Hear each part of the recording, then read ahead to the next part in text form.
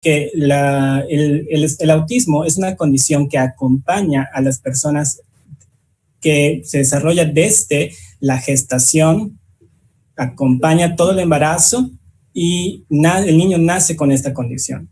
No es algo que se adquiere conforme pasa la edad, no es un accidente, no es una enfermedad, sino que es algo que se desarrolla desde tempranas edades de la gestación. Incluso ya se sabe que es a un porcentaje genético. Se tiene estimaciones que hablan de cerca de 200 mutaciones genéticas para desarrollar el espectro autista. Entonces ya se sabe mucho más de esto. Ya no es algo que se creía en la antigüedad como que se adquiere, que es una enfermedad, etc.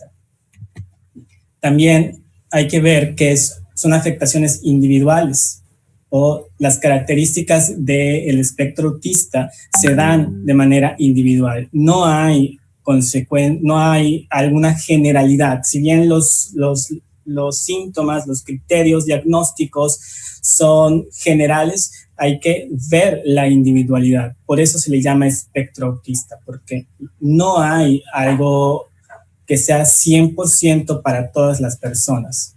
Disculpen, perdón, doctor, nada más un favor. Lo que pasa es que cuando hay problemas técnicos por la lluvia y todo eso, creo que vamos a tener que parar un minuto porque no se está transmitiendo en Facebook, y le vamos a pedir si puede comenzar un poquito en la presentación, y ahorita le indicamos como en un minutito, nada más que se restablezca.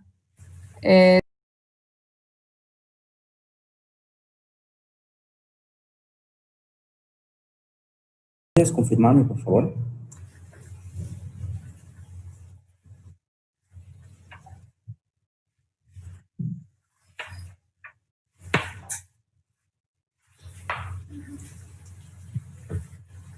Nos avisas cuando estemos al aire, si es por favor tan amable.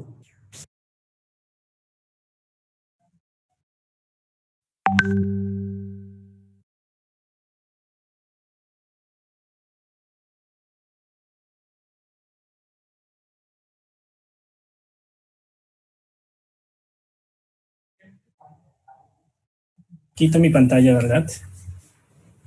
Sí, ya puede comenzar. Ok.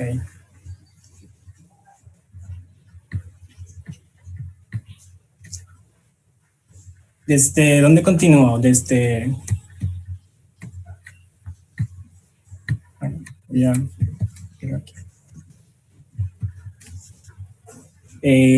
lo que les decía es que no sé si se alcanzó a escuchar todo, pero voy a comenzar nuevamente.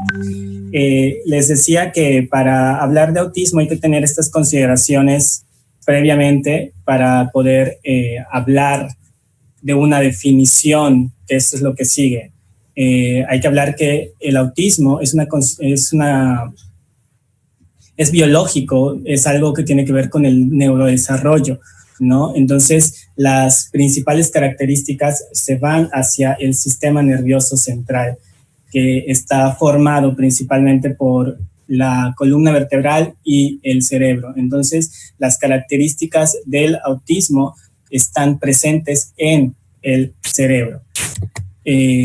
También les decía que son afectaciones individuales, lo que significa que cada caso, cada persona tiene las características en esa persona. No hay generalidades, ningún chico, como decimos en el trabajo terapéutico, ningún chico es igual, por lo tanto, las características asociadas al autismo son presentes en ese niño.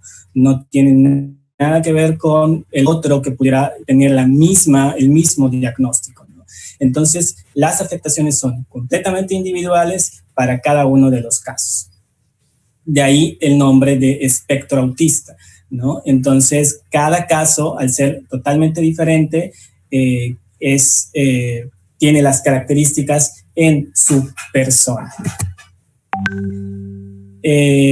Aunque ya se sabe actualmente que el autismo es una consecuencia de diversas mutaciones, todavía no se tiene a ciencia cierta cuáles son los genes que afectan o dan las características del autismo, pero se sabe que hay afectaciones a nivel genético y también se desarrollan muchas características a nivel del desarrollo del embarazo, y también tiene que ver con los factores de edad de los padres, entre otras. Y en cuanto a la edad del diagnóstico, hay que decir que si bien la gran mayoría de los chicos es diagnosticado alrededor de los 3 años, también se puede diagnosticar a edades tardías, ya sea en la edad adolescente, en la edad adulta, pero por criterios de diagnóstico hay que hacer un estudio en cuanto a al desarrollo, ¿no? Si las características están presentes en el niño, ¿no? Entonces, eso es lo que tiene que ver.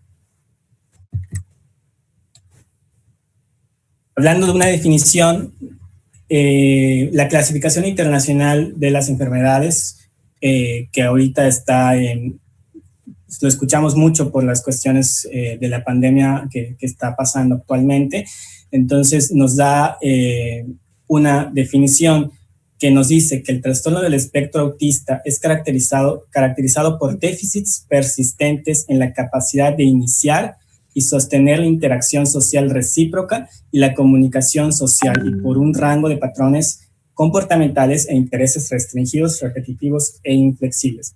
Esta es la definición oficial que nos da la Organización Mundial de la Salud en su clasificación internacional para las enfermedades. En cuanto a las características, las clínicas para el control de las enfermedades de los Estados Unidos nos dividen en diversos factores estas características, que principalmente son las destrezas sociales, los factores de la comunicación, los intereses del comportamiento poco habituales, y también hay una que afortunadamente ya se empieza a tomar en cuenta, que tiene que ver con el procesamiento sensorial, que antes no había mucho interés en este tema. En cuanto a las destrezas sociales, hablamos que son chicos que pudieran presentar en mayor o menor medida lo siguiente: no responder al nombre aproximadamente a los 12 meses de edad. Los chicos aproximadamente a los 6, 8 meses ya reconocen su propio nombre. Por lo tanto, ya son capaces de saber que cuando se les nombra es a ellos, y por lo tanto tienen esta capacidad de mirar hacia donde se produce el sonido. Y no responder al nombre alrededor de los 12 meses ya es un signo de alerta. Evitar el contacto visual. También se habla de que los chicos con esta condición no tienen como la potencialidad bien construida de mirar a los ojos, sino que miran a los rostros por partes. Entonces, al no tener esta integración completa de las figuras, de las formas, entonces empiezan a mirar por todos lados y evitan el contacto visual. Es alguna característica muy, muy básica. También otra de las características en cuanto a la socialización es la tendencia a jugar solos o no interesarse por el juego paralelo hacia las otras personas. Pudieran estar ahí jugando, pensando que están jugando, pero realmente están haciendo otra conducta. Por ejemplo, en una de las escuelas a las que voy, veo a los chicos y todos están jugando, que si a atraparse, a las escondidas. Los chicos con esta condición pudieran estar corriendo con el grupo, pero no lo están haciendo de una manera adecuada hacia las reglas y normas sociales, ¿no? Entonces, esta tendencia a, si bien puedo jugar con ustedes, pero no estoy jugando en sí con ustedes, ¿no? Entonces tienden a jugar solo, porque además hay otra de las características que son sus intereses restringidos, son también muy, muy importantes. No comparten intereses con los otros, interactúan únicamente para llegar hacia una meta deseada. Por ejemplo, también me pasa o lo reportan los padres de familia que, por ejemplo, para pedir unas galletas o pedir una golosina, toman la mano de papá, de mamá y la llevan hacia el lugar donde se está poniendo las galletas, ¿no? Entonces, ya una vez que consigue lo que quiere, pues ya, papá, no me eres útil, no me interesa estar contigo, ¿no? Y entonces simplemente le servimos como un mecanismo para obtener ciertas cosas, ¿no? Tener expresiones faciales atípicas o inadecuadas también es otra de las características, ¿no? Pueden decir, estoy feliz, estoy contento, pero demostrar aplanamiento en cuanto a las expresiones faciales. No comprender el límite del espacio personal. Muchas veces los padres de familia reportan que vienen y estás platicando con alguien y se vienen y se plantan enfrente a ti y no son capaces de respetar que tienes una individualidad, tienes ciertos gustos, tienes ciertas tendencias y el espacio personal es una de ellas, ¿no? Y entre otras, tener dificultades para comprender sentimientos de otras personas, para hablar de sus propios sentimientos, ¿no? Todo esto tiene que ver con lo intrínseco de las emociones. El pensamiento superior de, estoy enojado, estoy contento, estoy alegre, ellos son muy literales, son muy estructurados o muy objetivos, esa es la palabra que los define mejor, muy objetivos en cuanto a las expresiones. Entonces, los sentimientos son algo subjetivo, que hay algo que explicar. Entonces, ellos no tienen esta capacidad, o bien, no es que no la tengan, sino tienen que construir una capacidad para entender a las otras personas, ¿no? ¿Qué sienten? ¿Cuáles son sus emociones? ¿Cuáles son sus sentimientos? En cuanto al tema de la comunicación, aquí también hay que hablar de un panorama muy amplio, ¿no? Porque pueden presentar estas características o pueden presentar otras, dependiendo de cómo se encuentre el caso. Las principales es que en la gran mayoría es que se presenta un retraso inicialmente para adquirir lenguaje y habla, ¿no? La gran mayoría de las familias actualmente llegan a consulta para un diagnóstico pensando que sus hijos son sordos, que no van a hablar, que ya han ido a un recorrido de ciertos especialistas para saber si su hijo va a poder hablar. Ya fueron con el audiólogo, con el audiometra, con el terapeuta de lenguaje, etcétera, ¿no? Entonces, la gran mayoría de los chicos presenta un retraso en la destreza del habla y del lenguaje. Si bien ya una vez que comienzan a adquirir habilidades verbales, o los que ya tienen habilidades verbales, son muy cortas sus expresiones verbales, perdón. Por ejemplo, 1, 2, 3 palabras, frases de 4, 5 palabras, y ya tienen una edad donde deberían estar hablando fluidamente, ¿no? A los 3, 4 años y todavía tienes frases cortas, pues eso es un signo de alerta. La ecolalia, que es la repetición de palabras o frases muchas veces sin sentido, o muchas veces la ecolalia tiene que ver con el expresar lo que quiero decir, el expresar qué pasa conmigo, ¿no? Entonces también tiene que ver con una cierta manera de hablar, cierta manera de decir las cosas, ¿no? Entonces, la ecolalia también puede tener una forma comunicativa, ¿no? Es muchas veces como nuestros chicos comunican sus intereses a través de la ecolalia, que es la repetición a manera de eco de frases o palabras previamente dichas por alguien, o que escucharon en algún video, que escucharon en alguna película y que se les quedó grabado, pero eso tal vez significa para ellos algo. Otra de las características principales en la comunicación tiene que ver con la inversión de pronombres. En vez de decir yo quiero, dicen tú quieres o él quiere, refiriéndose a sí mismo, ¿no? Hablan en tercera persona, refiriéndose a sí mismas, ¿no? Esto también se va aprendiendo y va mejorando con terapias de lenguaje. No señalar cuando hay cuando tienen algún interés, eso también es algo muy característico en ellos. Se les enseña muchas veces a señalar los objetos que se les están pidiendo o que les están interesando.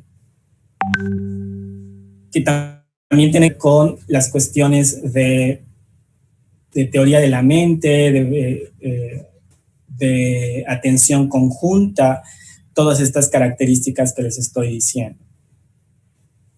Usar pocos o ningún gesto es también otra de las características, ¿no? Simplemente ellos están en el entorno social y no dicen hola, no dicen buenos días, buenas tardes, buenas noches, no dicen adiós, etcétera, ¿no? Ellos no tienen todavía estas capacidades para expresar sus gestos sociales. A final de cuentas, la comunicación sirve para socializar, ¿no? Y entonces eso es lo que todavía no desarrollan, son habilidades que hay que construir.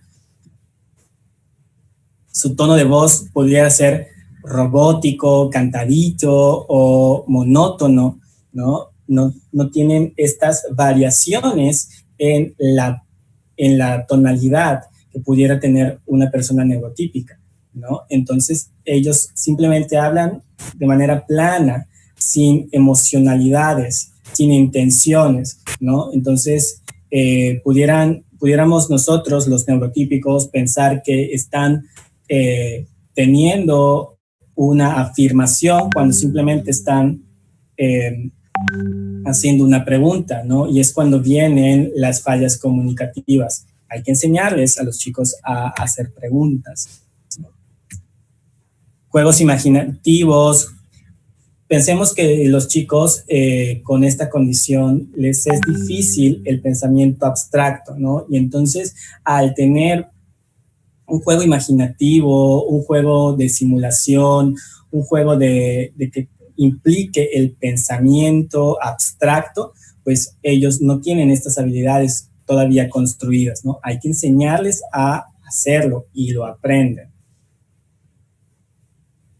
Y la comprensión de bromas, sarcasmos, chistes o de el lenguaje pues de doble sentido, pues para ellos tampoco es como muy práctico, ¿no? Entonces muchas veces no entienden lo que sucede en su entorno o por qué se burlan de él o por qué cuando se dice ciertas palabras, él no sabe qué está pasando en el entorno, ¿no? En cuanto a los intereses de comportamiento y que son poco habituales, podemos que la forma de juego es diferente, ¿no? Entonces forma con sus juguetes, en vez de jugar a la representación que tiene ese juego, muchas veces, o la gran mayoría de los chicos, tiende a ponerlo en líneas o de manera ordenada, y no a jugar de manera interactiva con ellos, ¿no? Siempre juega de una misma manera con sus juguetes. Si yo vengo y tomo el carrito y lo uso como un avión o lo voy a usar para jugar con otra cosa, para él le cuesta mucho trabajo el dar ese giro en el pensamiento, ¿no? Que este juguete puede representar otra cosa.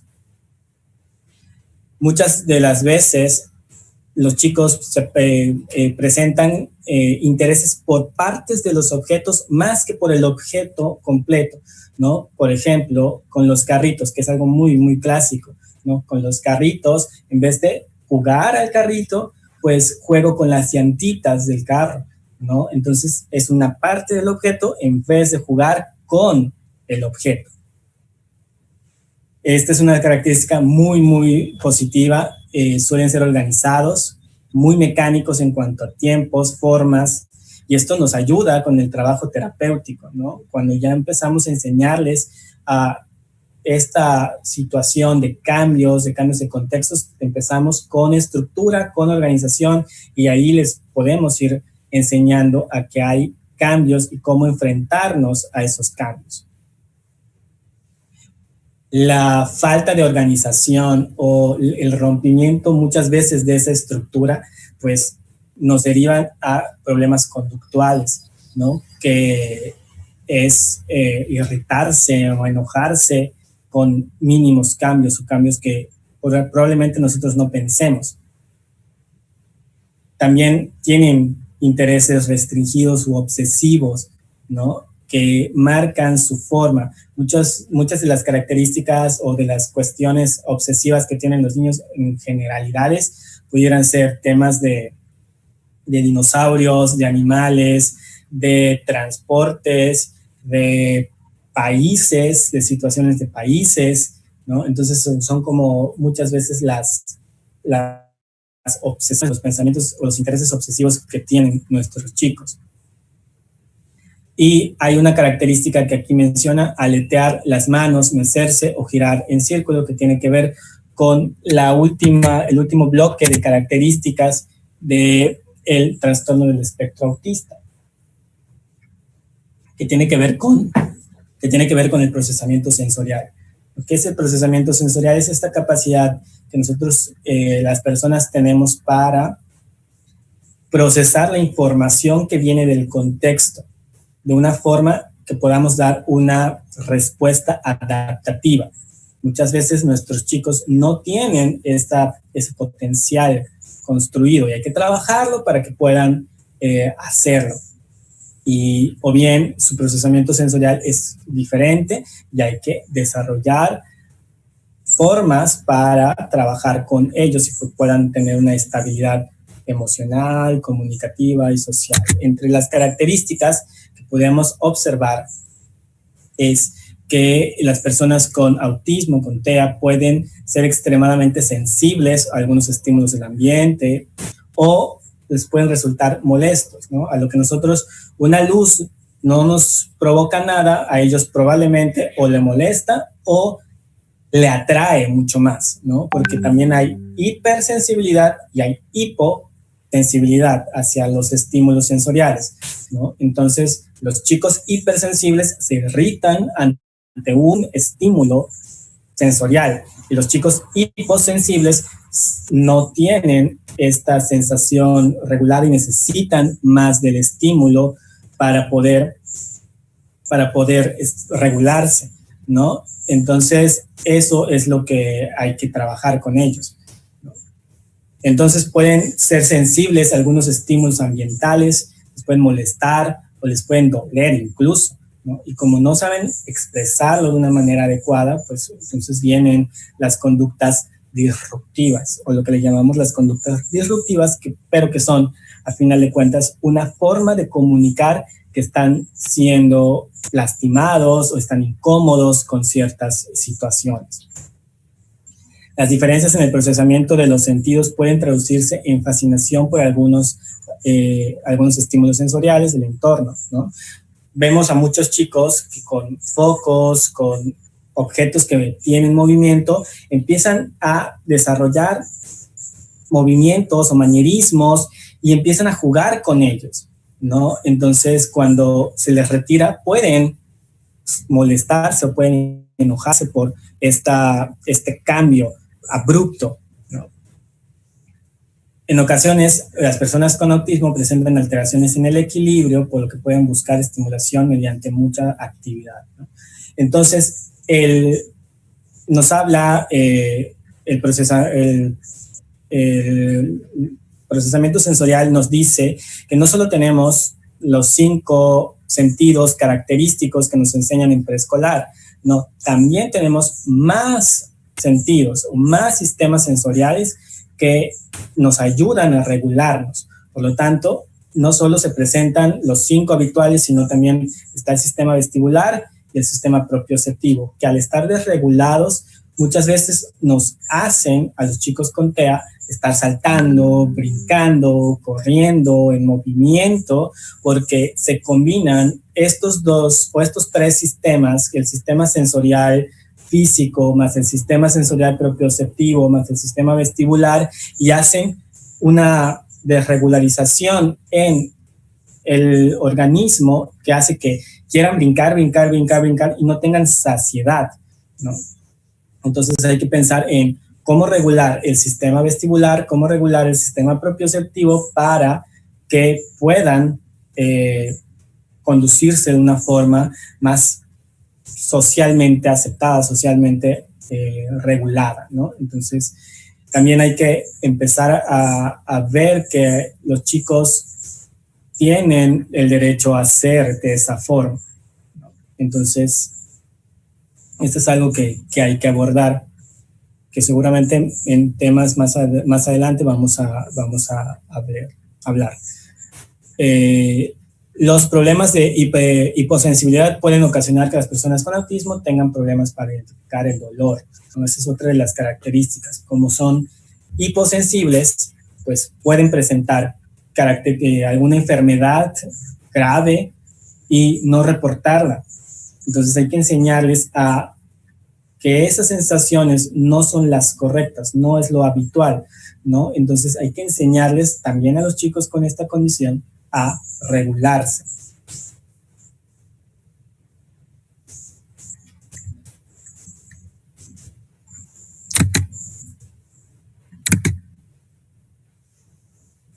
Y todo esto tiene que ver con el cerebro, ¿no? Al ser una condición del neurodesarrollo, pues tiene que ver con el funcionamiento, pues, de nuestro cerebro, de nuestro sistema nervioso central, ¿no? Entonces, estas características a nivel biológico se llaman de otra manera, ¿no? Tienen que ver con las funciones cognitivas superiores, la cognición social, la percepción sensorial, el lenguaje, la comunicación verbal y no verbal y las funciones ejecutivas, entre otras características que también están, pues pensemos que son producidas de una manera diferente en las personas con autismo, ¿no? O en las personas con alguna neurodivergencia, ¿no? Entonces, estas características que ya hablamos se traducen en un lenguaje neuropsicológico de esta forma, ¿no? Hay una percepción sensorial diferente a la habitual, su cognición social es de otra manera a la habitual, sus funciones cognitivas se desarrollan desde otra forma, las funciones ejecutivas, que todo tiene que ver con la planeación, la organización, la seriación, entre otras habilidades, pues funcionan de otra manera, y el lenguaje y comunicación se desarrollan desde otras perspectivas.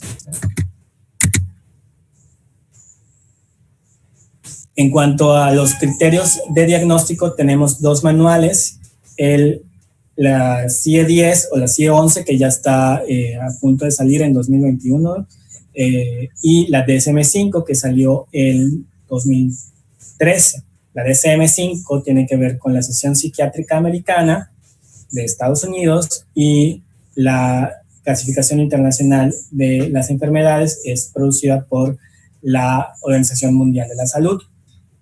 Se habla que ya van a unificar criterios. Por lo tanto, el criterio A es, en la DSM-5, deficiencias persistentes en la comunicación social y en la interacción social en diversos contextos. El criterio B tiene que ver con patrones restrictivos y repetitivos del comportamiento, intereses o actividades. Estos dos criterios son importantes porque si están presentes, el chico pudiera tener autismo o pudiera estar dentro del espectro autista, ¿no? Después de un análisis, de evaluación minuciosa, de platicar con los papás, de observarlo en diversas sesiones, si están presentes estos dos criterios diagnósticos, pues seguramente el chico tiene autismo.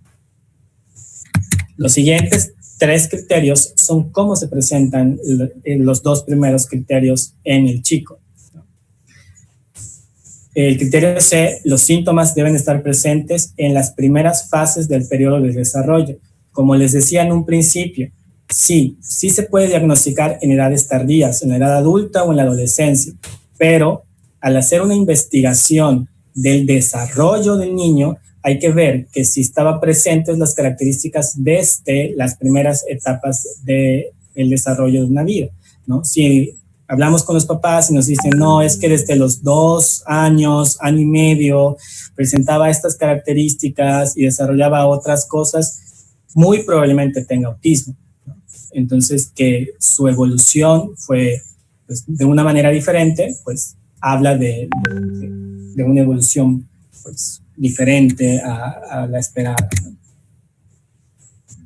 D. Los síntomas causan un deterioro clínicamente significativo en diversos contextos del funcionamiento habitual, ¿no? Las características van a estar presentes en el trabajo, en la casa, en la escuela, en los diferentes contextos donde el chico se desenvuelve, ¿no? Entonces, no solo es en ciertos sectores o en ciertos momentos, sino es que causa un deterioro clínicamente en diversos contextos. El último criterio es que no se explican estas condiciones desde otros factores como una discapacidad intelectual, un retraso global en el desarrollo u otras condiciones clínicas o médicas, ¿no? Entonces ahí se presenta esto. Ya para ir concluyendo, que ya se me van los últimos minutos, en la DSM-5 se hablan de 3 niveles. No significa que esto sea el nivel 1 sea mejor que el 3 o el 3 sea peor que el 1, no. Es una cuestión global, una cuestión que tiene que ver con la evolución del chico en un futuro, ¿no? Muchas veces los chicos empiezan con un nivel 3 y evolucionan a un nivel 2 o a un nivel 1, ¿no? Que tiene que ver con cuánta ayuda necesita el chico para desarrollar habilidades. Necesita ayuda muy notable, entra en el nivel 3. Necesita ayuda notable, entra en el nivel 2. Y necesita ayuda, entra en el nivel 1. Muchos hablan que el autismo, estos niveles tienen que ver con las clasificaciones anteriores, ¿no? Que sitúan al nivel 3 como el autismo de Kanner o el autismo típico y el nivel 1 como el síndrome de Asperger. Si bien pudiéramos entenderlo así, la realidad es que no lo es un espectro de seguimiento, ¿no? Entonces, tiene que ver con cuánta ayuda necesita el chico en los criterios A y B. Pudieran unificarse a un solo nivel, pero los niveles también pueden ser separados. En el criterio A pudiera estar en el nivel 3 y en el criterio B en el nivel 2. Por ejemplo, ¿no? A veces que en ambos criterios están en el mismo nivel, pero es algo de un progreso. No tiene nada que ver con si es mejor estar en el 3, estar mejor en el 2 o estar en el nivel 1. No tiene que ver con superioridad, tiene que ver con cuánto apoyo necesita el chico para desarrollar habilidades. Muchas veces inician en el 3, pero evolucionan y entran al 1. O a veces, estando en el 1, retroceden y llegan a un nivel 3. Y hay que especificar lo siguiente: si tiene un déficit intelectual o no lo tiene, hay deterioro en el lenguaje o no, está asociado a un factor médico, genético o ambiental conocido, lo que también se llama como autismo sindrómico. Está asociado con otro trastorno del desarrollo neurológico, como un TDA, como una cuestión de comunicación, o si tiene catatonia. En cuanto a la intervención, es muy amplia actualmente.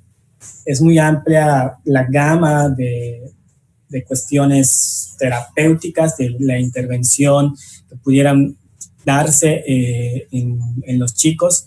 La principal, o que se hace mucho, es la conductual, y actualmente ya estamos trabajando en intervención neuropsicológica, que es atención de del desarrollo de las habilidades de atención, seguimiento de instrucciones, funciones ejecutivas, etcétera. Pero algo también muy importante que muchas veces se deja a un lado, y por eso lo pongo en mayúsculas, es la intervención familiar. La intervención familiar es básica en las cuestiones de autismo, porque realmente enseñar a los padres a trabajar con sus hijos es la mejor manera en el que ellos van a progresar, ¿no? Y también la atención personal del papá, de la mamá, también hay que hacerla, porque son personas que están sintiendo, que tienen ciertas frustraciones, que tienen ciertos cansancios, y hay que darles cierto apoyo. Y pues nada, muchas gracias por la intervención, y no sé si en algún punto vamos a tener resolución de dudas, creo que hasta el final. Si no, pues las pueden dejar en los comentarios y con muchísimo gusto yo las atiendo. O bien escribirme por mis redes sociales, que siempre estoy atendiendo a las personas. Entonces, por mi parte es todo. Si alguien más quisiera...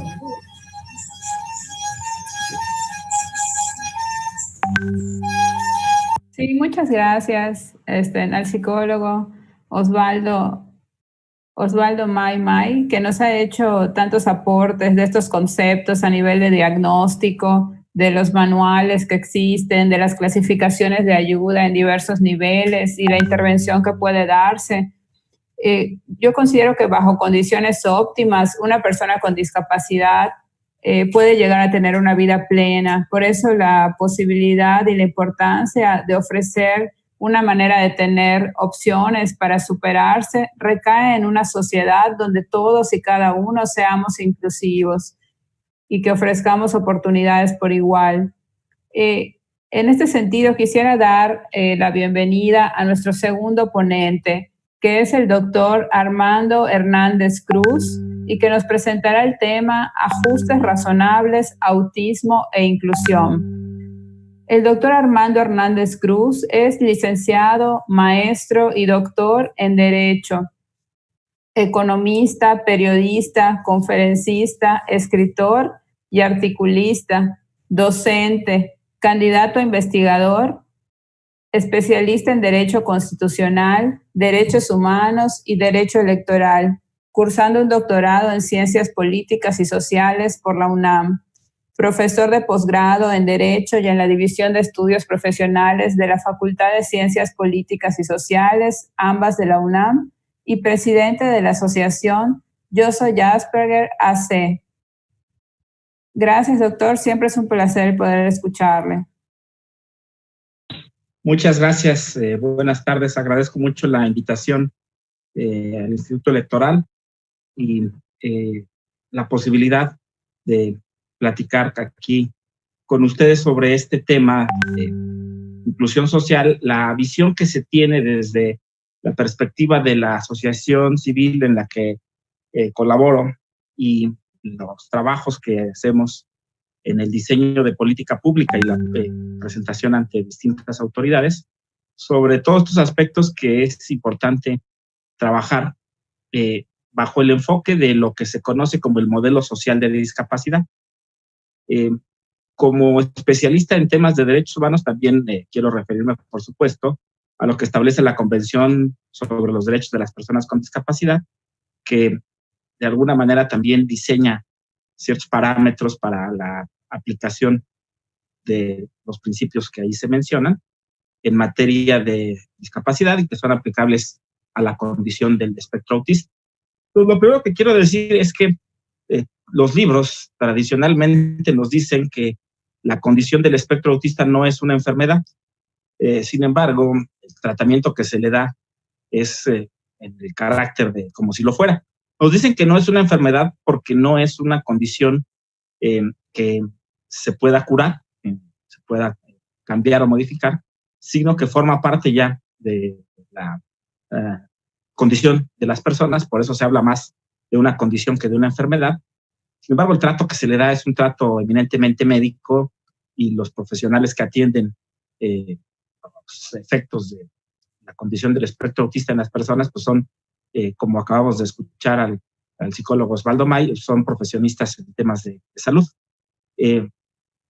La condición específicamente del espectro autista incluso se discute ampliamente si es o no una discapacidad. A mí me parece que indiscutiblemente lo es, pero bueno, las personas sobre todo que se encuentran dentro del espectro autista, en muchos casos se niegan a darle el carácter de discapacidad porque hay un estigma sobre estos aspectos. Se ha estigmatizado mucho el tema de la discapacidad como una desventaja, como una falla,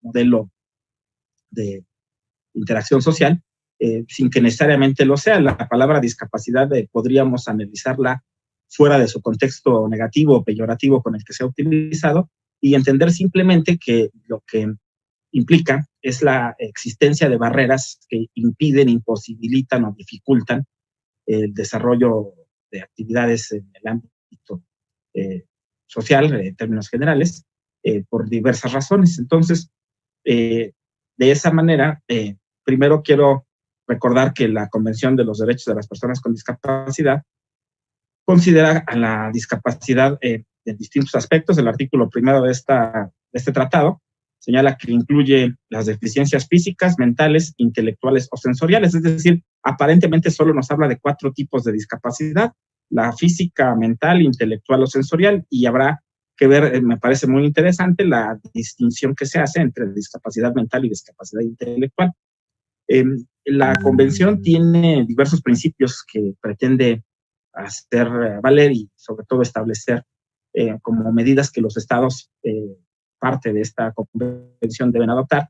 Entre ellos, por ejemplo, el artículo 2 habla de la medida de ajustes razonables, que me parece fundamental para todo tipo de discapacidad, pero particularmente para la condición del espectro autista, entendida como una condición discapacitante, como un poquito más adelante me voy a referir, porque considero que no debería haber una discusión al respecto. Entonces, dice la Convención que los ajustes razonables son las modificaciones o adaptaciones necesarias que no impongan una carga desproporcionada o indebida cuando se requieran, ya sea en un caso particular o en términos de un grupo con cierta condición de discapacidad, que tengan como fin garantizar a las personas con discapacidad el goce, ejercicio de derechos humanos y libertades individuales. Estos son los ajustes razonables y es una obligación del Estado o de los estados a aplicar esta figura para subsanar las barreras que representa toda condición de discapacidad. Cuando hablamos de ajustes razonables, nos referimos a cualquier medida que el Estado deba adoptar. Sin embargo, hay principios ya muy instalados en el imaginario colectivo, como por ejemplo el de diseño universal o el de accesibilidad. Siempre que se habla de ajustes razonables, muchas personas inmediatamente piensan en las rampas de accesibilidad para personas con discapacidad motriz. Y esto es cierto, esto es un ajuste razonable, es una medida de diseño universal, una medida de accesibilidad, pero no es la única. No todas las discapacidades se reflejan solo en la discapacidad motriz, sino que hay otras condiciones o barreras que también deben ser superadas a través de los modelos de intervención en esta materia, ¿no? Y me quiero referir ya por último, de parte de este tratado, al artículo 3 de esta Convención de los Derechos de las Personas con Discapacidad, que habla de los principios de esta convención, como son la no discriminación, el respeto a la autonomía individual, la participación e inclusión social, que este concepto de inclusión social es al que yo me quiero referir más adelante en esta plática, que me parece que es la parte fundamental de toda construcción de política en materia de discapacidad. Y luego el tema de la diversidad, ¿no? Tanto la inclusión como la diversidad son elementos esenciales o indispensables para entender la manera que se pueden establecer mejores elementos de interacción entre las personas con discapacidad y las personas sin alguna discapacidad. Entonces, yo decía primero, hay que entender en sentido amplio la discapacidad como toda aquella condición que limita el desarrollo de las actividades de cualquier tipo o ámbito de las personas, ¿no? Estas barreras, estas circunstancias que se presentan, entonces pueden constituir algún tipo de discapacidad, un obstáculo, una dificultad de la participación de los sujetos en actividades sociales o en el aspecto de dominio vital en comparación con las posibilidades que presentan cualquier otra persona sin estas condiciones identificadas como discapacitantes. De acuerdo con la distinta visión que hay sobre el tema de discapacidad, hay una tipología, o sea, hablan de distintos tipos de discapacidad. Ya hablaba yo que el tratado llamado Convención sobre los Derechos de las Personas con Discapacidad habla de 4 tipos de discapacidad. Los especialistas hablan incluso hasta de 6 tipos de discapacidad. Bueno, básicamente se reconoce la discapacidad física, la primera de ellas, que incluye a la discapacidad motriz. La discapacidad física, cualquier condición que impida la funcionalidad habitual del cuerpo de cualquier limitación física, como pueden ser amputaciones, cuestiones de accidentes, o ya sea genéticas, congénitas, pueden constituir una discapacidad física. El tema de la discapacidad sensorial, cuando se limita el uso de alguno de los sentidos que no permiten percibir, ya sea de manera interna o externa, como puede ser la discapacidad visual y la auditiva, entre otras. Luego está el tema de lo que se conoce como discapacidad intelectual, que también tiene sus distintos grados y niveles, y dentro de la cual se encuentran algunas condiciones que aparentemente pueden generar un retraso en el desarrollo intelectual de la persona. Luego está lo que se conoce como discapacidad mental, discapacidad psicosocial o discapacidad psíquica. Bueno, con distintos nombres se le menciona que toda aquella que presenta alteraciones de tipo conductual y del comportamiento adaptativo de las personas, que es en donde me parece que entra la figura del espectro autista, indudablemente, como una condición psicosocial que impone una barrera, que impide, genera dificultades en el tipo conductual y del comportamiento adaptativo en las personas. Luego se habla de otro tipo de discapacidad, de la deficiencia de algunos órganos internos, discapacidad visceral, como puede ser la diabetes o los problemas cardíacos, y la llamada discapacidad múltiple, que es la combinación o confluencia de varias de las anteriores, y que, bueno, también puede presentarse en diversos casos, ¿no? A partir de esto se ha construido una teoría sobre los modelos de discapacidad. Particularmente se ha hablado históricamente de 3 modelos: el modelo de prescindencia, o sea, de prescindir de las personas con discapacidad, como puede ser a través de la eugenesia.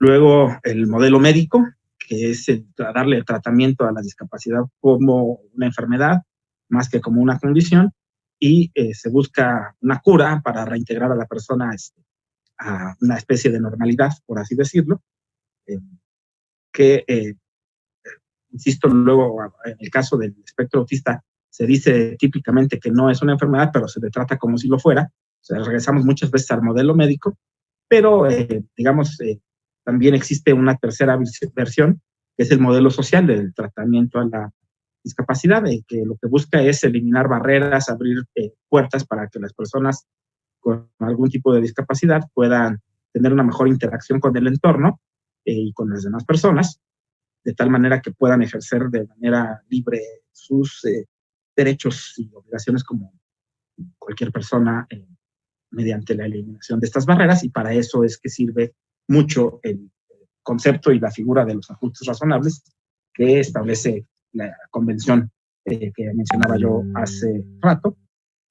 Y precisamente esta convención señala que el modelo que se adopta es el modelo social, que además pues obliga a los estados, como México, como los países que lo han firmado, a adoptar el modelo social de discapacidad, es decir, la atención a cualquier condición de discapacidad bajo el tratamiento de eliminar barreras y de hacer los ajustes necesarios como ajustes razonables para facilitar la inserción de las personas y en el contexto social.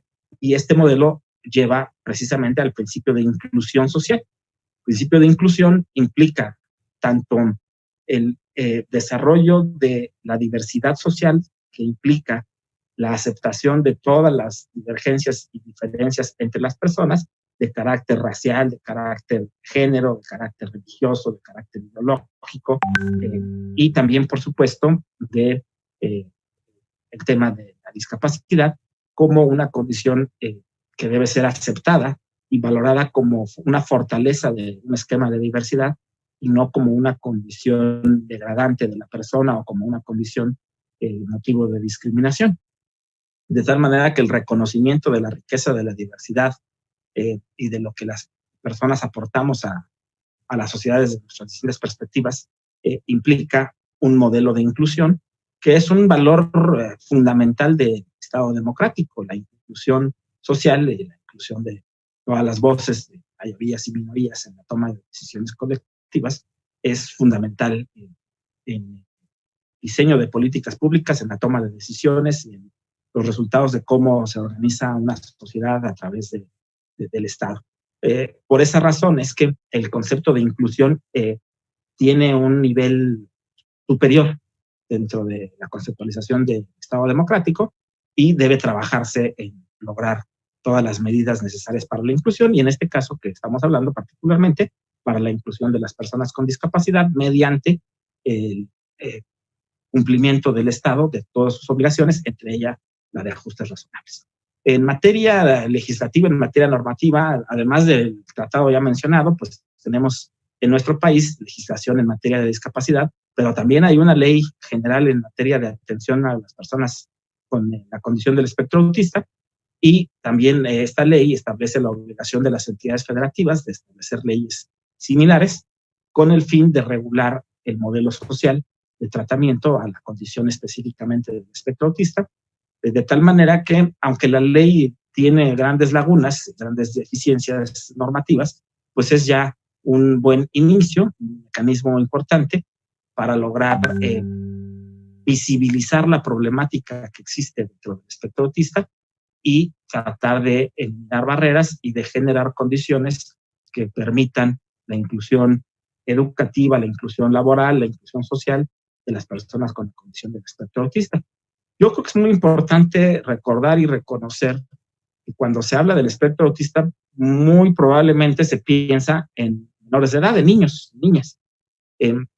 Sin embargo, pues los niños y niñas con la condición del espectro autista crecen y se vuelven adultos, y esto implica que el tratamiento de la condición del espectro autista debe estar adecuado en los procesos de inclusión social a las características de la edad de las personas. En una persona en edad escolar, un niño o niña con condición del espectro autista, pues seguramente requerirá una intervención escolar adecuada, una serie de ajustes razonables específicos propios de la edad, estrategias de inserción social que además pueden ser definitivas para su futuro, y una persona adulta con la condición del espectro autista, pues también seguramente requerirá quizá ya no intervención escolar, pero sí inclusión laboral, oportunidades de trabajo, de acuerdo con su propia condición.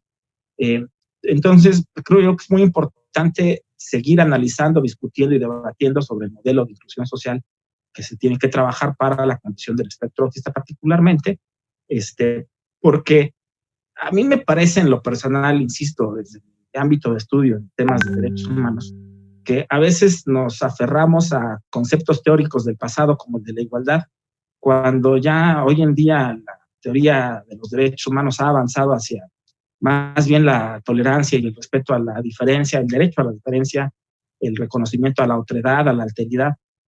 Los conceptos de la Revolución Francesa y libertad, igualdad y fraternidad, pues ya no son exactamente lo que permite construir un discurso de derechos humanos hoy en día. Y al revés, yo creo que lejos de pensar en una igualdad entre seres que no somos iguales, habría que pensar más que nada en la inclusión, en la diversidad y en el respeto a las características individuales, de tal manera que yo pienso que mi opinión, mi postura personal, como especialista en el tema, como parte de una asociación civil en la que trabajamos este tipo de temas desde el enfoque social, y también como una persona adulta con la condición del espectro autista. Yo fui diagnosticado con síndrome de Asperger en 2016. Creo que a partir de esta perspectiva, me parece a mí importante reconocer que no se debería pensar en un trato igual a todas las personas, sino en un trato que vaya de acuerdo con la condición de cada sujeto, de cada individuo. Precisamente los ajustes razonables implicarían, en mi opinión, un trato diferenciado por condición de discapacidad. No son las mismas necesidades de una persona con discapacidad motriz que una persona con discapacidad intelectual o de una persona con discapacidad psicosocial, como el espectro autista, y como tampoco son en la misma situación entre una persona neurotípica, digamos, y una neurodiversa, o entre una persona con o sin alguna condición de discapacidad.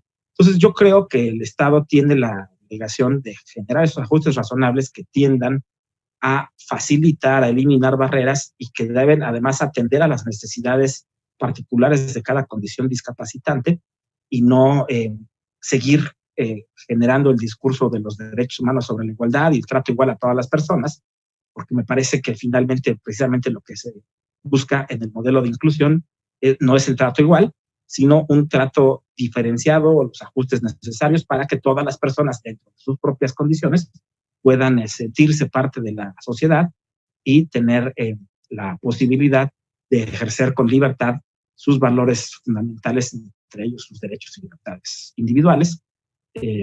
Por esa razón me parece que es muy importante lograr seguir transitando en un modelo de inclusión social y de esa manera también reconocer la importancia de la inclusión como un valor y principio de un Estado democrático que recuerde la diversidad como un elemento fundamental, básico en su manera de organizarse y que además reconozca el valor de lo que todas las personas pueden aportar a la toma de decisiones colectivas, ¿no? De esa manera, me parece que uno de los principios básicos es la no discriminación por condición de discapacidad, como lo es en temas raciales, como lo es en temas de género, ideológicos. La no discriminación es uno de los principios fundamentales con los que se trabaja el modelo social de inclusión en discapacidad. Y todos estos aspectos, a final de cuentas, pues nos recuerdan la importancia de seguir estudiando estos temas, de seguir haciendo propuestas y de seguir verificando que el Estado cumpla con el diseño de las políticas públicas adecuadas en cada una de estas categorías y en cada una de estas necesidades que representan la condición de discapacidad de la que hablemos, pero particularmente nosotros hemos venido trabajando desde hace algunos años el tema de inclusión social en materia de autismo, el trastorno del espectro autista, porque lo que nos notamos es primero una necesidad de visibilización. Segundo, como se trata de una discapacidad invisible, una discapacidad que no es notoria a simple vista, como a diferencia de una discapacidad motriz o sensorial, la condición del espectro autista no es tan identificable fácilmente, independientemente de que, como ya nos explicaba el psicólogo, hay distintos grados, niveles dentro de la propia condición. Es un espectro y no todos los casos son iguales, pero independientemente de eso, pues hay muchos aspectos que no son visibles a primera vista y que entonces implican un problema de interacción social todavía más agravado, porque las personas suelen minimizar o suelen negar el aspecto del autismo, de tal manera que es muy común que le digan a uno, pues no, tú no tienes nada, te ves normal, no parece que tengas autismo, o la generalización de, pues todos tenemos un poco de eso, porque no se comprende en realidad a fondo la problemática que representa tanto la condición en sí misma como las comorbilidades que de ella se derivan, y entonces esto hace mucho más difícil una atención del modelo social de inclusión para la condición específicamente del espectro autista, y por eso yo creo que es necesario seguir trabajando, seguir analizando. Felicito a las personas que organizaron y a la que propuso el desarrollo de esta actividad, porque me parece que es muy importante seguir avanzando y seguir insistiendo en la necesidad de visibilizar este enfoque dentro del espectro autista. Y agradezco mucho la atención y el tiempo que me han permitido dedicar a estas breves palabras.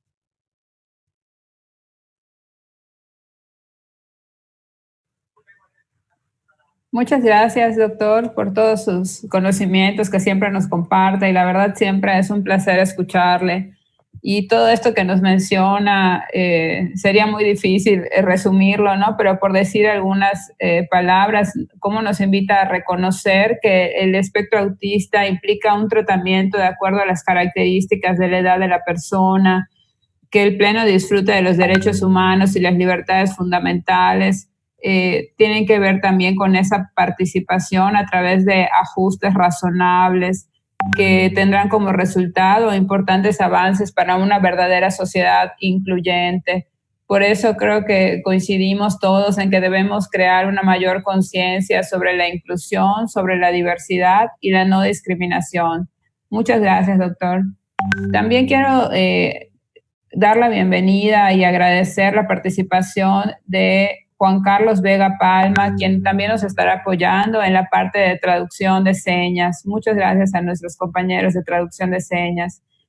Y ahora doy la bienvenida a nuestra tercera ponente, quien es la licenciada Katia María Bolio Pinelo. Ella es diputada aquí en nuestro estado y ella nos abordará el aspecto legislativo desde su perspectiva como presidenta de la Comisión Especial para el Desarrollo Humano e Inclusión de los Grupos en Situación de Vulnerabilidad en el Congreso del Estado, y también su testimonio como madre de un joven con autismo. Muchas gracias, y ahorita les leeré una breve semblanza de su síntesis curricular.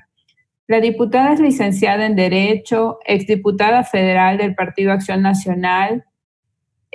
Fue presidenta de la Comisión sobre la No Discriminación en México, vicepresidenta de la Comisión Permanente del Congreso de la Unión, secretaria de la Comisión de Grupos Vulnerables y secretaria de la Comisión sobre Autismo. Actualmente es diputada local por el Partido Acción Nacional y secretaria de la Mesa Directiva del Congreso del Estado de Yucatán. Preside la Comisión Especial para el Desarrollo Humano e Inclusión de los Grupos en Situación de Vulnerabilidad y es vicepresidenta de la Comisión Permanente de Derechos Humanos. Ella es coordinadora nacional de Igualdad y Desarrollo Humano del Comité Ejecutivo Nacional del Partido Acción Nacional, activista en materia de derechos humanos y no discriminación, y ha participado en las mesas de trabajo y foros en materia de salud mental y sobre el espectro autista. Bienvenida, diputada. Muchas gracias, Marimar, por la invitación. Agradezco a ENA haber organizado este foro. Reconozco pues el apoyo que nos brindó la contadora María de Lourdes Rosas Moya, nuestra presidenta de nuestro Instituto Electoral del Estado, y a todos los que aceptaron como ponentes. Los saludo con mucho cariño, a Juan Carlos, a Ángel Paz, mis amigos que hoy han estado muy trabajadores con tantas visitas ahí de celebridades nacionales, el presidente, y siempre apoyándonos a nosotros para poder llegar a la comunidad de personas sordas y hacernos escuchar a través de la lengua de señas mexicana. Pues bueno, en el Congreso del Estado de Yucatán tenemos una iniciativa presentada donde ya realizamos un primer foro dentro del Congreso del Estado de Yucatán. Quiero decirles que este foro superó mis propias expectativas.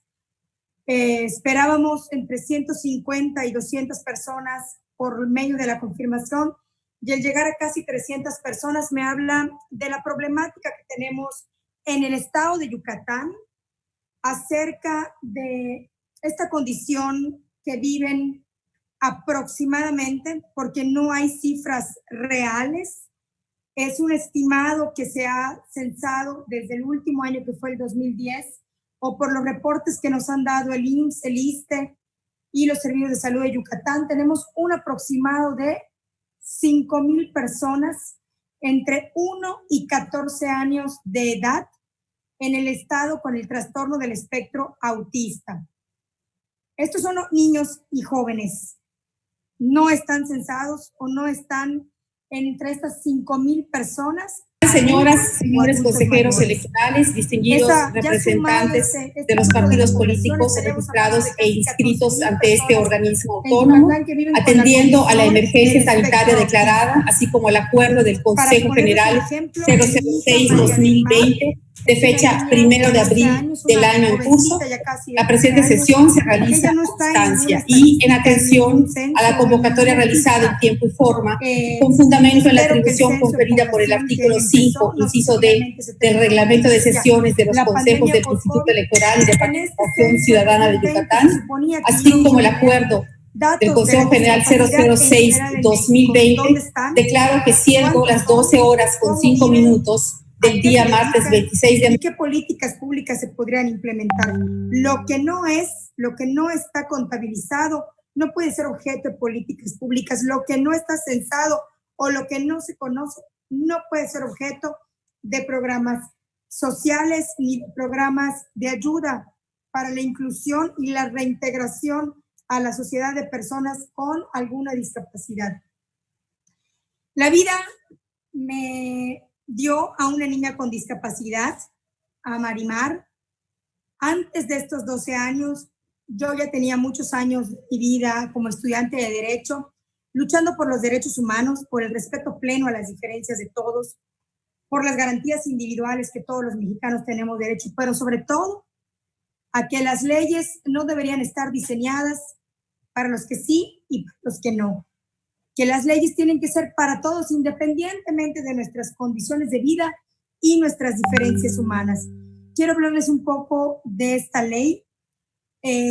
Teníamos un programa ya listo, porque aquí hay un abogado constitucionalista que muy bien y atinadamente nos dijo que la Suprema Corte nos obliga a través de la Convención sobre los Derechos con Discapacidad a hacer foros, consultas, análisis e incluir a las personas con discapacidad cuando se va a armonizar, cuando se va a homologar, cuando se va a remodelar o a crear una nueva ley en esta materia.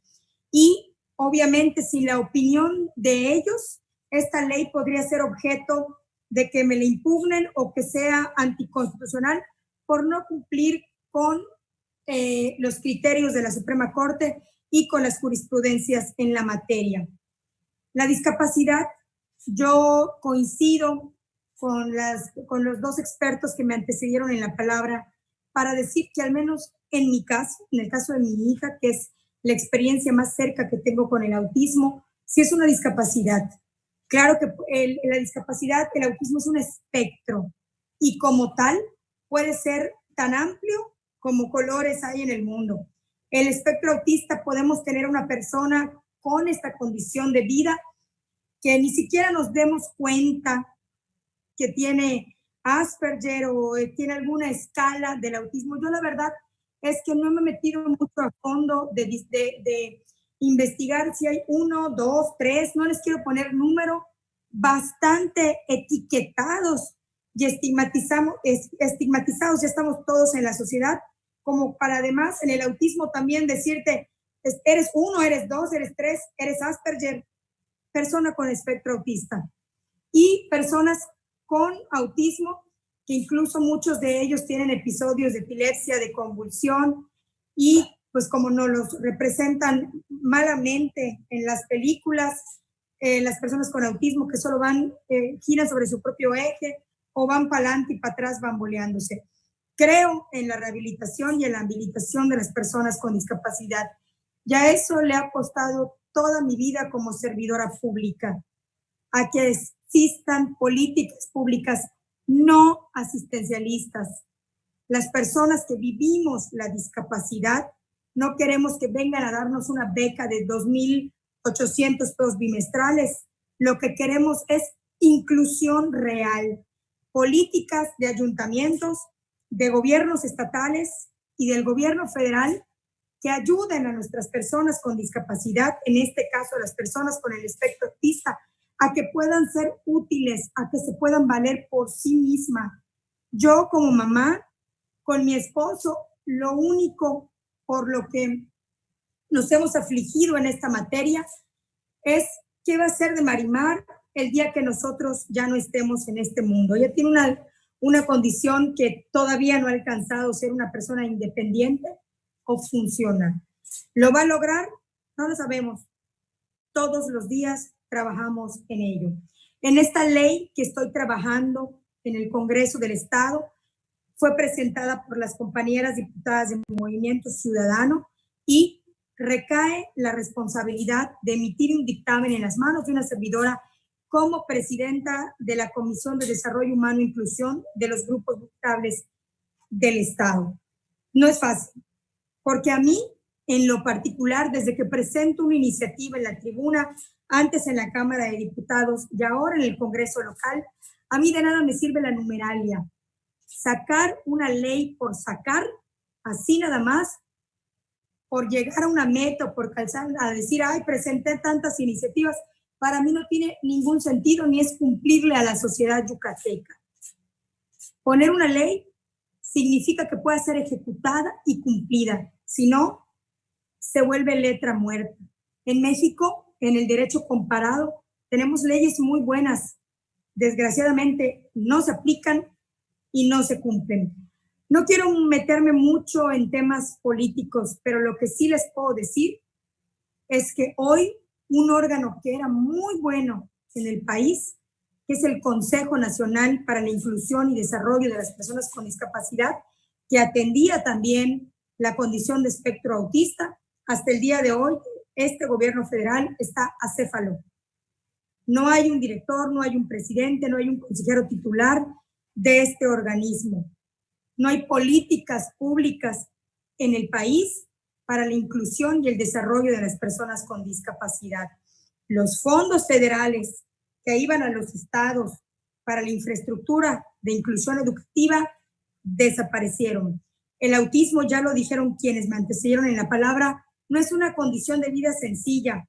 A simple vista, no hay ningún rasgo físico que nos indique tiene autismo, vamos a darle su espacio, vamos a comprenderlo, no vamos a señalarlo, no vamos a burlarnos de esta persona. Las personas con autismo en su gran mayoría tienen los rasgos fisonómicos como cualquiera de los que hoy estamos en este foro. Eso complica más la condición de vida de ellos.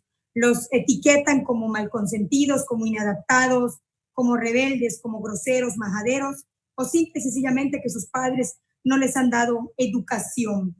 Esto va más allá, ya se explicó, el psicólogo Osvaldo nos lo explicó muy bien, pero las terapias y la rehabilitación son necesarias para darles a estas personas sus derechos. También ya se dijo que la discapacidad debería ser atendida en igual condición con otras condiciones de vida. Desafortunadamente en México no ha sucedido. En otros países, España, Canadá y Estados Unidos, el espectro autista ya es un problema, ya está considerado como un problema de salud pública, va en aumento, no sabemos por qué. Los investigadores todavía no nos han podido decir qué es lo que ha sucedido, que cada día tenemos más personas o más niños que son diagnosticados con el espectro autista. En estos 3 países que les mencioné, es una atención integral por parte de los gobiernos federales. Aquí en Yucatán, las madres y los padres lloran, les duele el que nadie los pueda apoyar. Una terapia va barata, de 250 pesos, 40 o 50 minutos, hasta 400 pesos, esos 40 o 50 minutos. No muchos pueden pagar eso. Es carísima. Y no solo es una, necesitan sensorial, de lenguaje, de comunicación, los que puedan alcanzar un grado cognitivo para poder aprender a leer y escribir, necesitan sombras, y eso es lo que perseguimos en esta ley que tuve que detener porque les conté al principio que ya tenía yo un programa con grupos de padres de familia y de personas con autismo en Ticul, en Valladolid, en la ciudad de Mérida, y teníamos un foro más en el Congreso, más este del IEPAC, que celebro que se esté llevando a cabo, y todo por la pandemia del COVID se tuvo que detener. Yo necesito recabar todas las voces de la sociedad para hacer un producto legislativo útil a las familias y a las personas que viven en el espectro autista.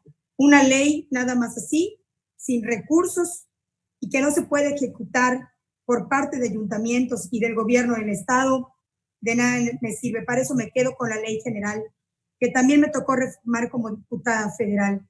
El tema no es sencillo. Hoy el COVID vino a arruinar muchas cosas en el país, más lo que ya teníamos acumulado, la falta de recursos, el no apostarle a los derechos de igualdad y de no discriminación de todas las personas con alguna discapacidad en el país. Se dijo bien acá, no queremos bancas, no queremos accesos, no solamente no queremos un cajón de estacionamiento que digan que aquí no te puedes parar tú si no tienes discapacidad. Queremos la reintegración, la integración y la inclusión plena de estas personas, porque también tienen sentimientos. Son personas, las personas con espectro autista sienten, que lo manifiestan de una manera diferente, es otra cosa, pero están llenos de emociones, de sentimientos y de amor, como muchos de los que hoy aquí estamos en este foro. Es importante que el Estado, que Yucatán, pueda atender urgentemente la condición de espectro autista.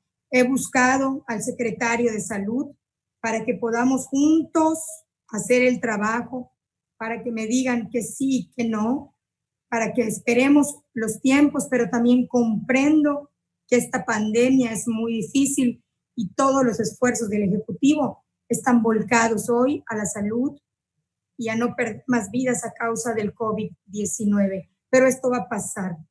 Yo necesito del apoyo de todos ustedes.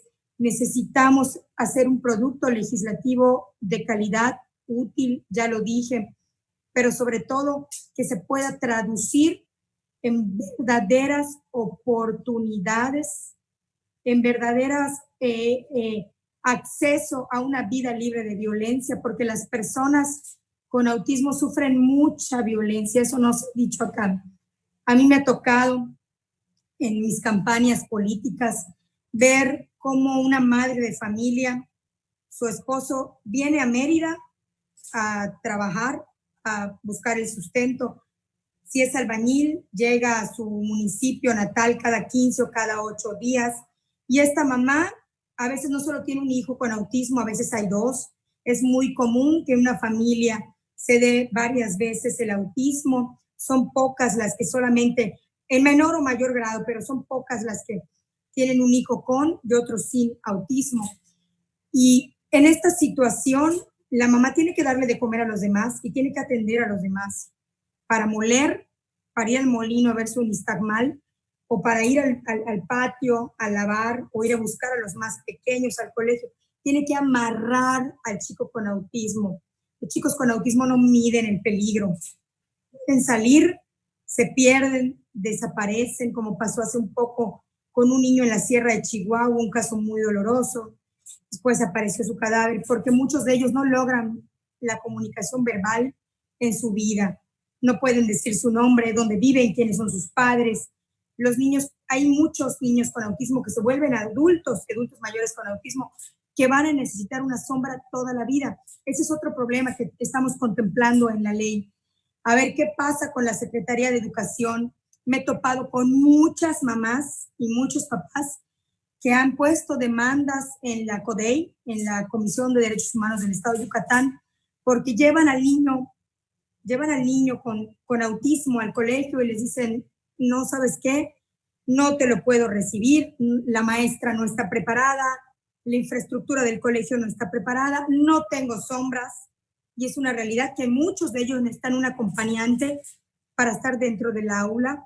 Ya se dijo aquí, aplauden, aletean, tienen sonidos guturales, interrumpen la clase, pero también les puedo decir que la inclusión educativa es una riqueza para el grupo y para los niños sin discapacidad, porque aprenden a ver desde pequeños las diferencias humanas, a ser empáticos y solidarios con sus compañeritos con alguna discapacidad. En el caso de mi hija, yo he podido sufragar toda la vida su educación particular con una sombra, pero no todos los padres de familia pueden hacerlo. Y eso es un derecho que el Estado les debiera dar, porque muchos se rehabilitan y se integran y se incluyen perfectamente a un grupo. También he visto profesores y directores de escuelas públicas con toda la disposición. A veces muchas cosas son voluntad y tener vocación de verdad. El magisterio, yo siempre lo he dicho, es una vocación y te dicen, déjamelo, vamos a implementarlo, vamos a innovarlo. Y a veces hasta el director o la directora entran al aula de clases a ayudar a la adaptación de este niño o niña con autismo. No es sencillo, hay que ir por todas las voces al interior del Estado. Ya teníamos la agenda lista, voy a retomarla en cuanto podamos regresar a esta nueva normalidad, una normalidad donde yo y mi equipo y los expertos que vamos a ver y a buscar las voces de las familias con autismo, no pongamos en riesgo a nadie de un contagio por COVID. Ese es otro problema.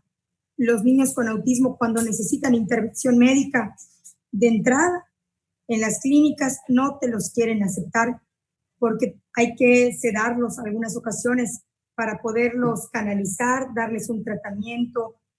El autismo es una condición que te trae muchas comorbilidades, tiene muchas aristas que dificultan el desarrollo pleno de una persona.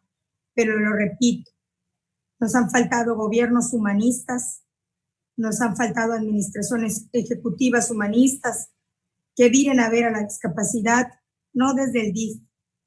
No estamos pidiendo siempre una silla de ruedas, unas muletas, un aparato auditivo u ortopédico. Queremos ese derecho al estudio, a la diversión, a la recreación, al trabajo, incluso a hacer una vida en familia y a ser padres de familia a las personas con discapacidad. Acabamos de votar en el Congreso, iniciativa de una servidora, el que también se le puedan reconocer a las personas de talla baja sus derechos como a cualquiera de nosotros. Falta mucho en nuestro país, pero sin duda vemos gente que con o sin cargo público, aquí vamos a estar en la lucha y en la batalla por los derechos de inclusión y no discriminación de todos los mexicanos. Y me despido con una frase que la escuché por primera vez en la CONFE y que al día de hoy he hecho mía siempre y la seguiré defendiendo con alma, vida y corazón. No se trata de tener derecho a ser iguales, sino tener el igual derecho a ser diferentes. Muchas gracias.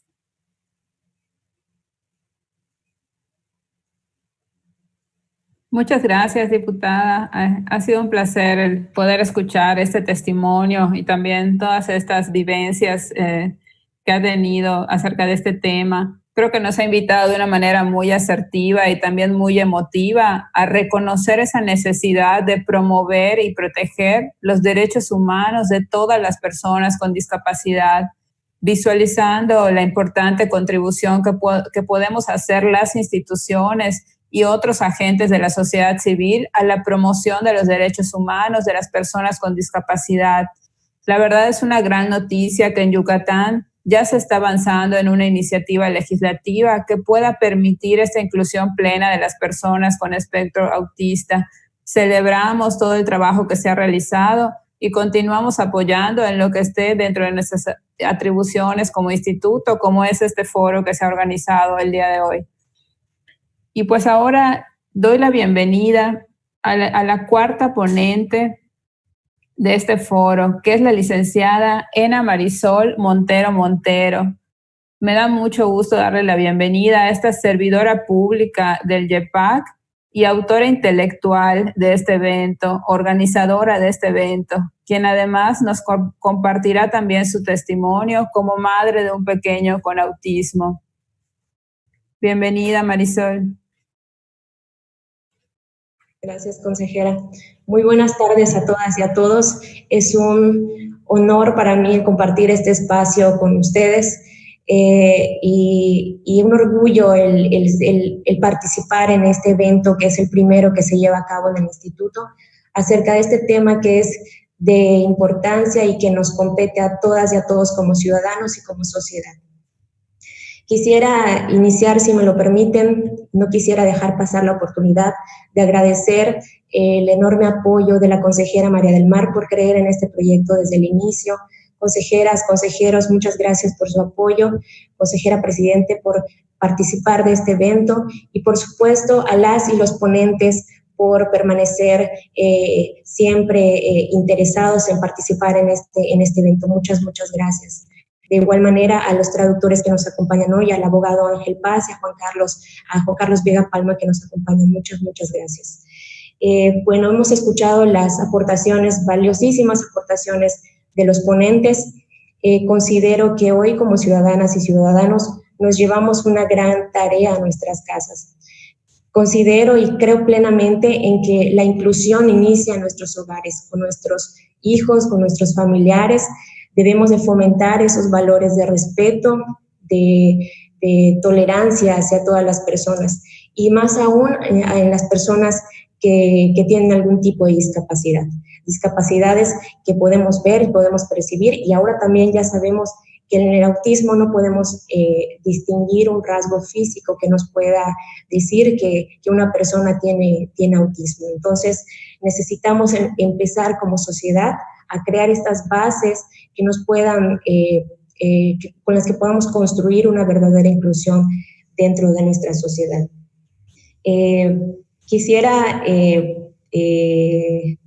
decir que pues el día de hoy en Yucatán tenemos un alto porcentaje de niños que nacen con autismo, y pues estos niños el día de mañana serán adultos y pues necesitan ser reconocidos por la sociedad, necesitan estar representados y pues el día de mañana también van a participar de las decisiones de nuestro estado y de nuestro país. Entonces necesitan conocer de sus derechos políticos electorales, y con este tipo de acciones como el que estamos realizando hoy, creo que estamos dando un paso hacia adelante por esta transición en la que necesitamos pasar como sociedad hacia una verdadera inclusión. Me siento orgullosa de poder pertenecer a una institución que realiza y lleva a cabo acciones que incluyen a todas las personas y ahora también a las personas con autismo en el estado. Como sociedad, siempre nosotros somos quienes ponemos esas limitantes a las personas porque no las vemos iguales a nosotros. Entonces, estas personas con discapacidad son totalmente iguales a nosotros y tienen las mismas oportunidades, son capaces de realizar todo lo que se propongan. Entonces, necesitamos empezar el día de hoy, necesitamos hablar de autismo, necesitamos construir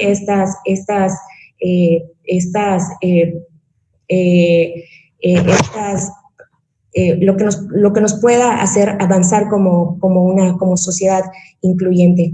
Me llena de tranquilidad saber que, y de esperanza sobre todo, como madre de una persona con autismo, porque no es una de las principales preocupaciones que tenemos, y como comentaba la diputada Katia, es saber qué va a ser de nuestros hijos el día que pues nosotros ya no estemos aquí, ¿no?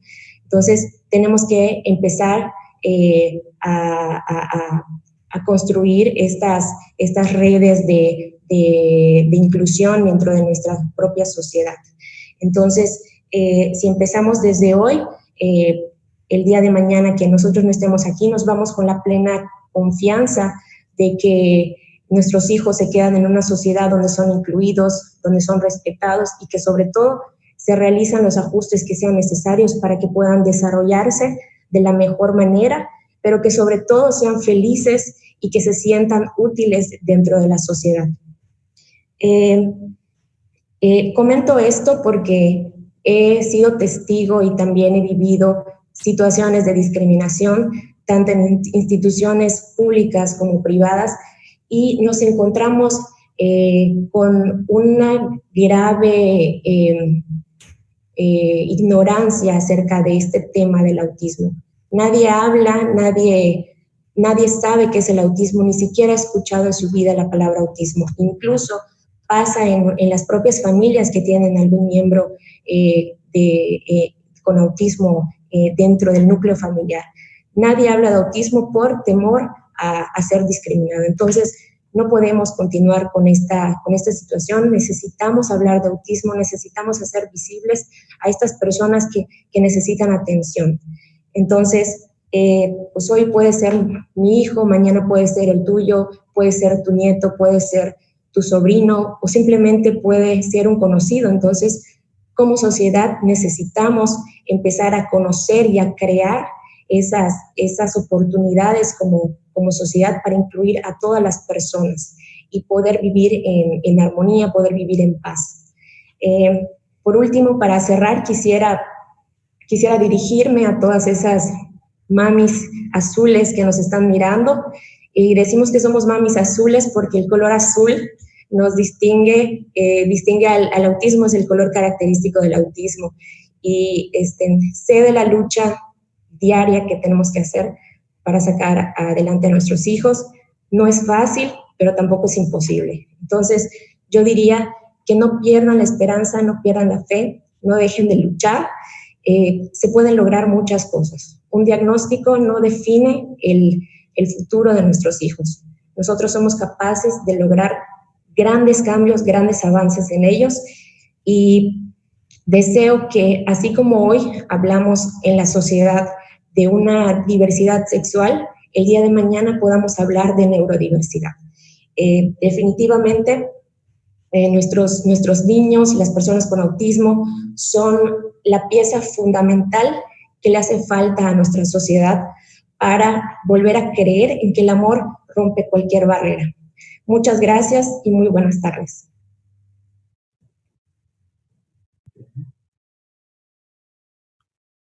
Muchas gracias, Marisol, por tus palabras y por todo lo que hoy nos has compartido. La verdad es que nos llenas de esperanza y de fortaleza con cada una de tus palabras.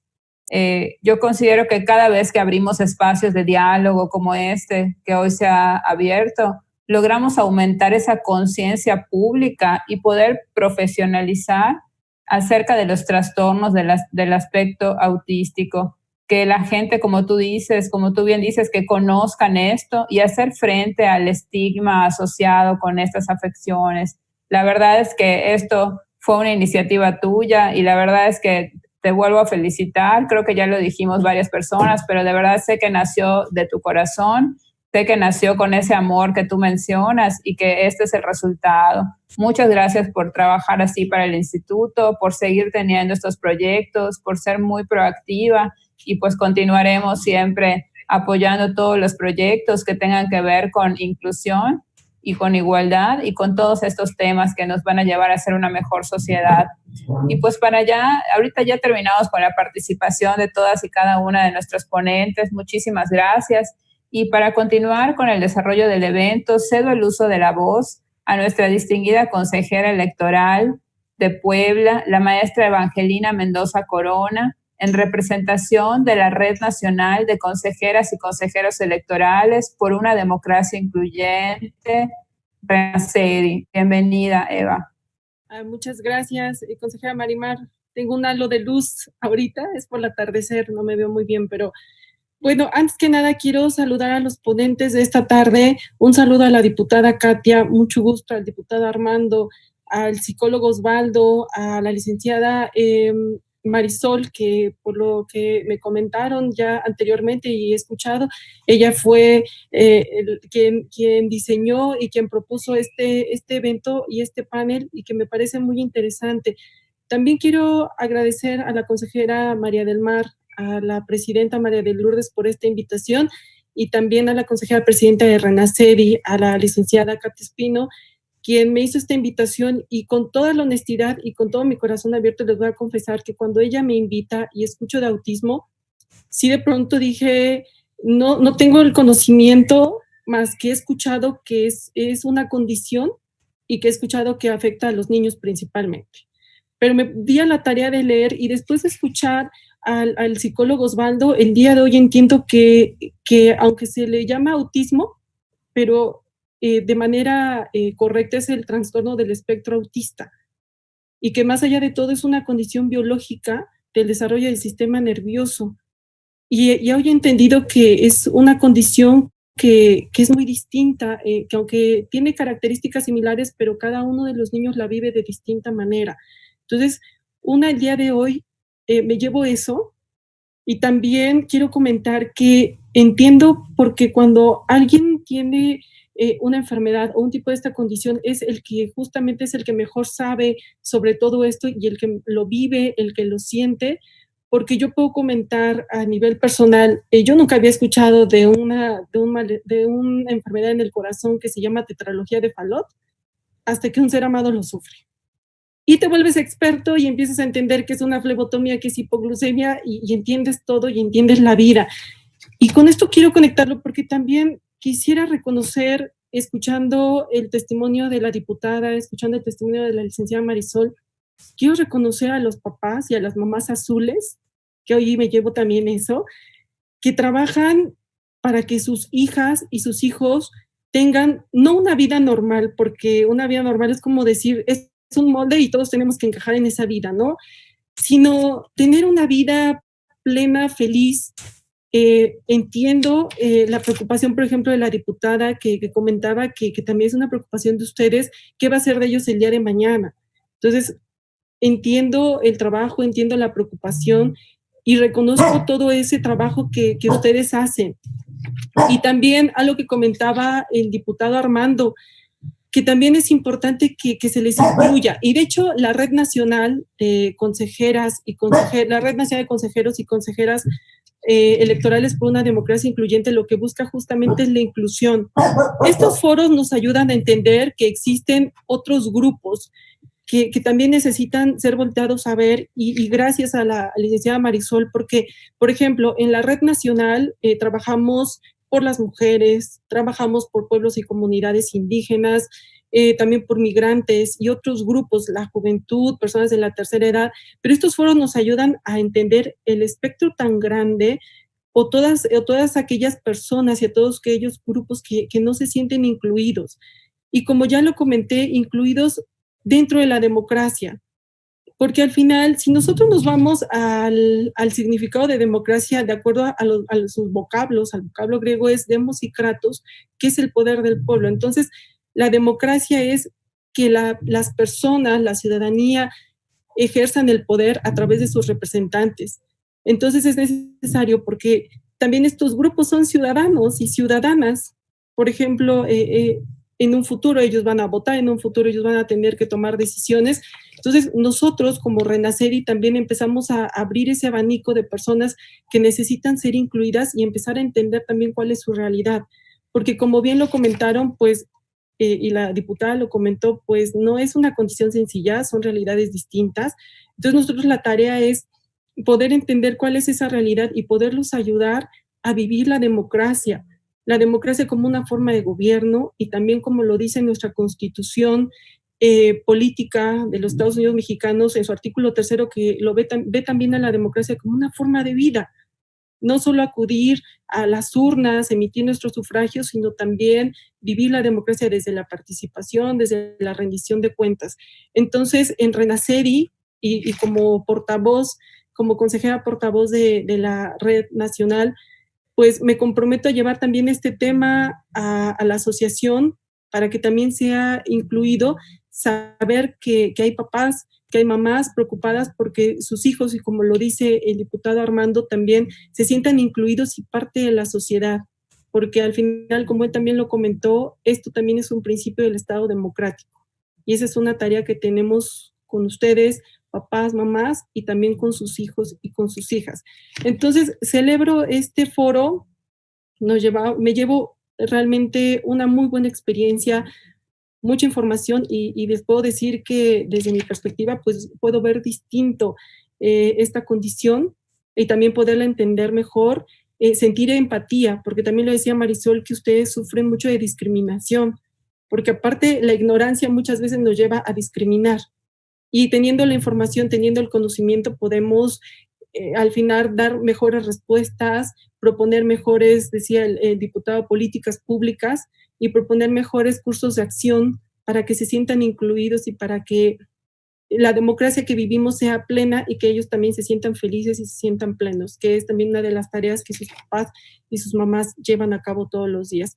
Celebro todo esto y agradezco mucho la invitación. Muchas gracias. Muchas gracias, consejera Eva. Es un placer tenerte, aunque sea a la distancia, pero aquí en un evento en Yucatán. Ojalá que cuando pase esta pandemia ya te podamos tener en persona. Claro, ya vernos, sí. Así es. Pues realmente ya solo nos resta al Instituto Electoral y de Participación Ciudadana de Yucatán para cerrar este evento y también a la red Renacedi. Yo creo que hoy nos vamos de este foro seguramente, como todos y todas ya mencionaron, pues más conscientes de los derechos de las personas con trastornos del espectro autista, más comprometidas y comprometidos en que podemos mejorar su acceso a oportunidades reales para una inclusión y para su participación plena en la sociedad. Nos vamos más decididas y decididos a propiciar su participación en igualdad de condiciones en la educación y como miembros de la sociedad.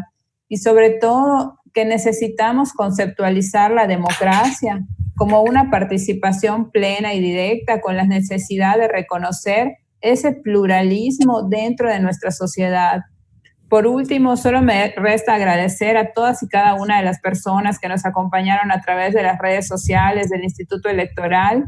Les pedimos una disculpa porque al principio tuvimos ahí situaciones fuera de nuestro alcance por la parte tecnológica, pero les invitamos a que este evento lo podrán seguir consultando cuando ustedes lo deseen en nuestras diferentes plataformas, como en YouTube, se queda grabado y ustedes pueden acceder en el momento que así lo deseen. Y por último, invitarles a que en el YEPAC tenemos una revista que se llama Catán, que significa tu voz. Y todas y cada una de las personas que ahorita nos están mirando, incluso los ponentes que hoy nos acompañaron, pueden escribir en esta revista. Y el tema específico que tenemos para el mes de julio es el tema de la inclusión. Por eso les invitamos a que si nos quieren compartir algún tema acerca de la inclusión, son bienvenidos y bienvenidas a escribir, que eso también nos serviría mucho para continuar dándole difusión a estos temas. Pues muchas gracias a todas y a todos y muy buenas noches.